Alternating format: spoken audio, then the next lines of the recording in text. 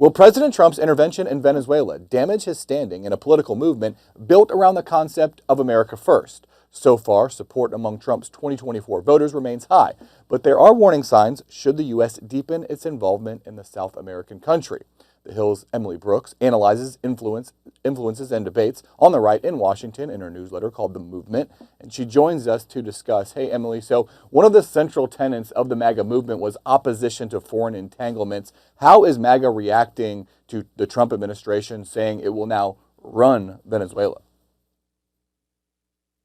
Yeah, well, I think there's a lot of questions about what exactly that means. And, you have to think about the opposition to regime change wars and to foreign entanglements as really being rooted in a lot of ways in the backlash to American involvement in Iraq and Afghanistan and how involved the U.S. was and to little success in a lot of ways.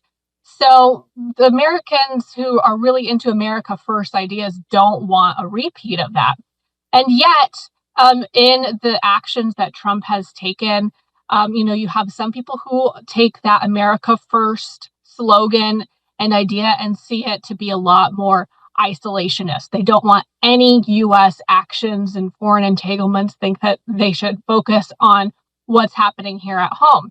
But Trump is redefining a little bit what America First means to his movement. And that means, yes, you can take foreign actions, you can be involved, but, there's maybe some limits to that. And so we're seeing a bit of a shift, even with some people who have been very strongly America First and, anti-nation building, but are supporting so far the actions that Trump has taken in Venezuela. How should we look at Republicans like Marjorie Taylor Greene, Thomas Massie, Rand Paul? They've been speaking out against Trump's actions in Venezuela.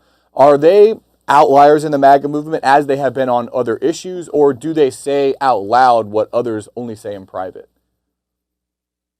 I think that right now they seem to be a bit of outliers. And, they're, even though they say that they are America First and they are opposed to foreign intervention, the base of the MAGA movement is still built on that following of President Trump, loyalty to Trump, liking Trump as a strong man figure on the international stage. And so, you have people like Thomas Massie, who votes against the president on a number of high-profile issues and is a bit of a thorn in his side. Rand Paul, similar over in the Senate. And Marjorie Taylor Greene, even though, she has said that she's not only America First, but America Only. And she is not in Congress anymore. So her influence is on the way out. So that more isolationist MAGA sphere is really losing influence. And I think another big indication of the changing definition and tone of what America First means is really reflected by Tucker Carlson's reaction to the capture of Maduro and the strikes in Venezuela, because he was very, very skeptical of all of the buildup of the Trump administration and the military around Venezuela. He was warning against regime change efforts, but once it actually happened, he was a little bit open to what they were doing. He didn't see this as a full forced U.S. regime change because they just took out Maduro. They haven't tried to install the opposition leader as the president. So he has a bit of a change in tone there. We'll see if it lasts. I think a lot of this really depends on what does Trump mean by we're running Venezuela. Is this more just like U.S. pressure, or are they going to send people down there? So things could change, but so far there has been a shift in what America First is meaning for the MAGA movement. Do you think there is a line where Trump would start losing his base if this becomes a more prolonged engagement between the U.S. and Venezuela? There's certainly a risk of that, even though you have some of these loud voices in lawmakers and in commentators who are so far pretty supportive of what's happened. I really like this one Manhattan Institute poll measuring the Trump GOP right now, or the current GOP, including some Republicans who maybe didn't vote for Trump, and a pretty broad percentage of that, about 60% of that current Republican base, really likes the whole peace through strength approach to foreign policy. But another, good, I forgot the exact number, but 20 something percent, close to 30% of those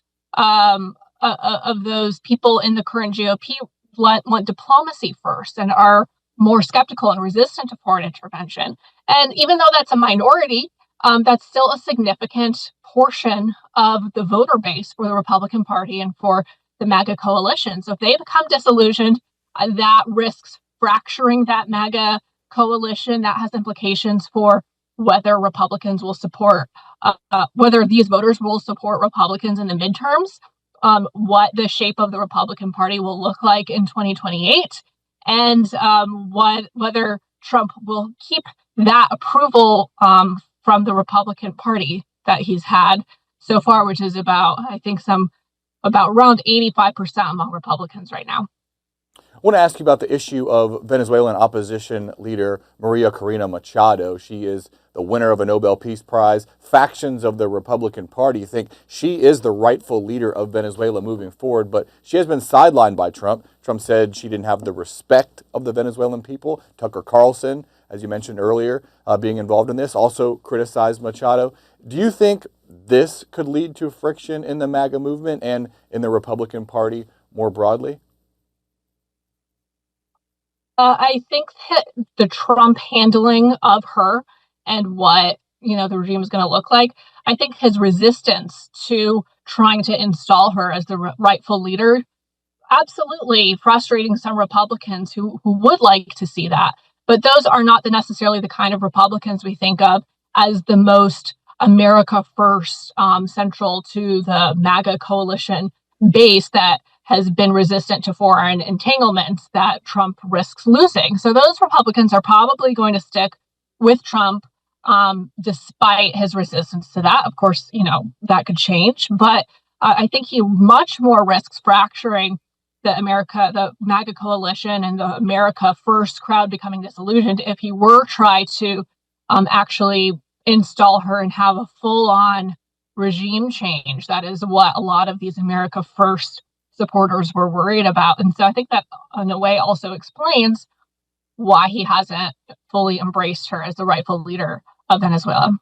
Could risk alienating some of those Latino Republicans that Republicans have been able to bring into the coalition, especially back in 2024 to win the presidency and majorities in Congress. So it'll be interesting to see how the president plays this out. But for now, we will leave it at that. Emily Brooks, author of the Movement newsletter. You can subscribe, go over to thehill.com, click on newsletters, and have the Movement sent right to your inbox. Emily Brooks, always great to talk to you. Thanks. Thank you.